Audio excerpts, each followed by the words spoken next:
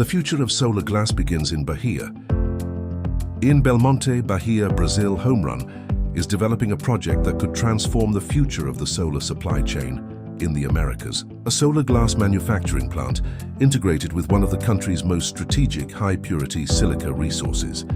The project will be located in Santa Maria Eterna, adjacent to the low-iron silica sand resources controlled by Homerun. The strategic location connects raw materials, infrastructure and space for future industrial expansion. The site was designed to support a large-scale integrated operation focused on the clean energy market.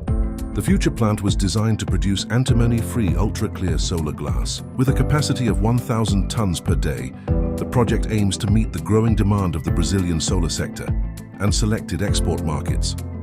The BFS also identified that there are currently no patented solar glass manufacturers in the Americas.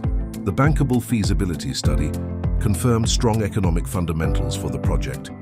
With an estimated NPV of approximately $670 million and an IRR of 20.2% in the base case scenario, the plant could reach approximately 288,000 tons of solar glass production per year and generate hundreds of direct jobs. More than an industrial plant, the project represents a new step for clean energy manufacturing in Brazil, transforming high-purity silica into strategic solutions for the energy transition.